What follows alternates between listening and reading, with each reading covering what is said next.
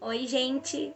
Eu me chamo Natália, sou estudante do 7º período de Ciências Biológicas na Uniamérica e eu tô aqui hoje com o propósito de falar para vocês um pouquinho sobre aquecimento global e sobre as grandes fertilizadoras do oceano. Vocês sabem quem são?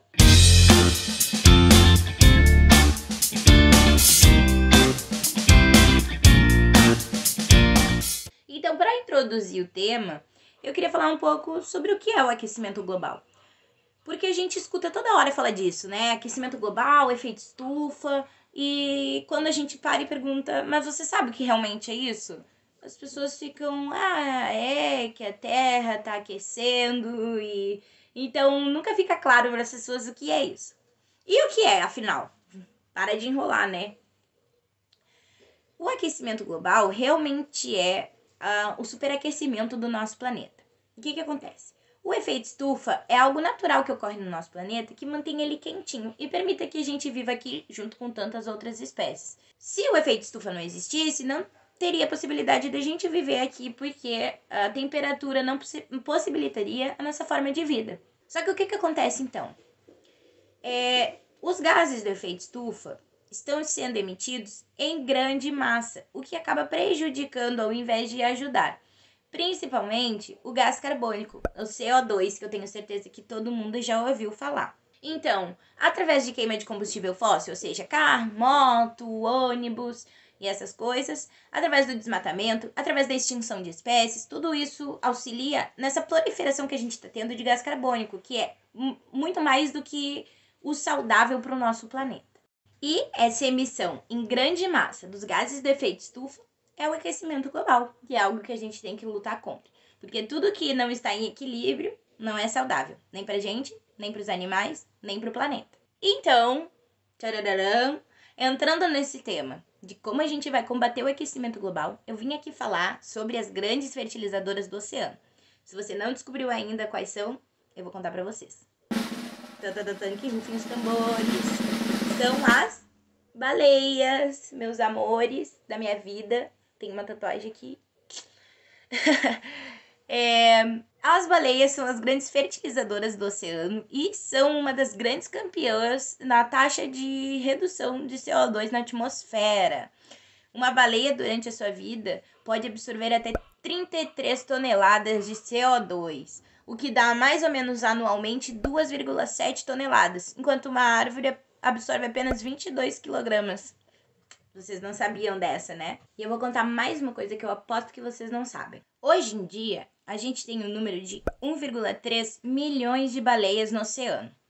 Se a gente conseguisse restaurar esse número para o número de baleias na era pré-comercial, ou seja, antes das grandes caças às baleias que aconteceram lá pelo século XIX, o que seria mais ou menos uma taxa de 4 milhões de baleias, 4 a 5, a gente teria por ano uma absorção de 1,7 bilhões de toneladas de CO2. Isso é mais do que a emissão de carbono anual no Brasil. Ou seja, conservar esses animais e restaurar esses números pode ser a grande salvação para a gente na luta contra o aquecimento global.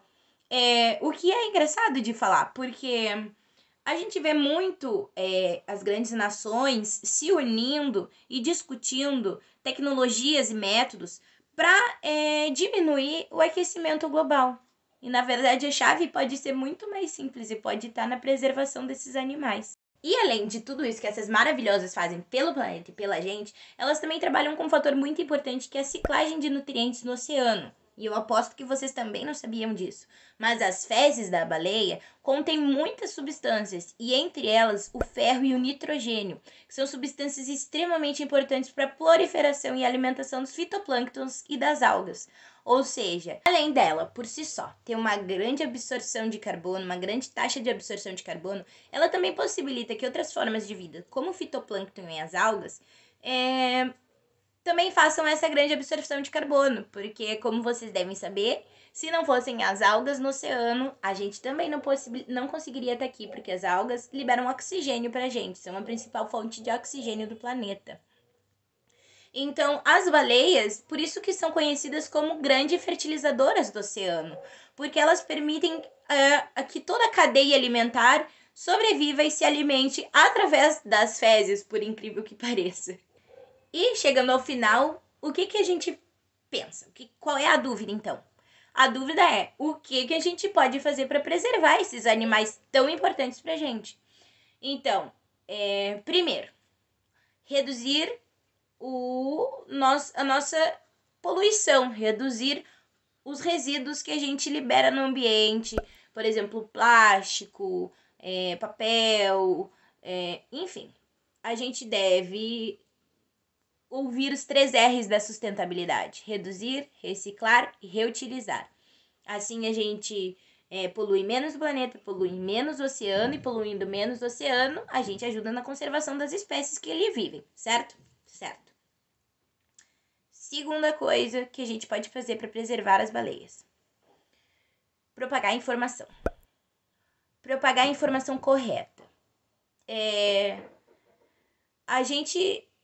As pessoas não imaginam, principalmente quem nunca viu esse animal ou quem vive longe do oceano, a importância que elas têm pra gente. Porque, afinal, o aquecimento global é a importância do mundo inteiro, certo? Então, a gente tem que propagar a informação, trazer as pessoas para perto desse sentimento de gratidão, desse sentimento de querer gostar do animal e cuidar dele, cuidar do ambiente. Então, propagar a informação, informação correta, e passar esse carinho e esse amor que a gente tem pela natureza para as outras pessoas, para que elas também possam viver disso, principalmente para as crianças. E uma última forma de preservação das baleias é o ecoturismo. Começo falando que a única forma correta e saudável de observar baleias e golfinhos é eles em ambiente natural. Esses animais não são aptos e não nasceram para viver em cativeiro. Nenhum outro nasceu, na verdade, né? Mas esses especialmente, porque você não tem como imitar o oceano. Então, não existe qualidade de vida para esses animais em cativeiro. E se alguém te disser o contrário, é mentira. O ecoturismo é muito importante na conservação das baleias, porque permite que as pessoas criem esse elo com o animal. Então, ele é muito bom, porém, quando a gente for fazer um ecoturismo para avistagem de baleias ou golfinhos, a gente tem que ter muito cuidado com a empresa que a gente escolhe. Tem que ser uma empresa responsável, que pense no bem-estar do animal e que não faça aproximações indevidas em momentos indevidos, que sejam sérios e comprometidos. Então, quando a gente quiser fazer o ecoturismo, ou quando a gente ouvir alguém falando que quer fazer o ecoturismo, a gente orientar essa pessoa a se informar muito bem, procurar muito bem, para que não acabe prejudicando o animal, né? Porque às vezes a gente quer muito ver uma baleia. Nossa, imagina ver uma baleia de perto, né? Só que às vezes a gente acaba prejudicando o animal por egoísmo nosso de querer ter essa sensação. Então é muito importante que a gente pesquise muito bem esse tipo de coisa. E eu acho que eu fico por aqui. Eu espero que vocês tenham compreendido melhor um pouco sobre as baleias, nossas fertilizantes naturais. Espero que eu tenha conseguido aproximar vocês de alguma forma esse engajamento na conservação desses animais.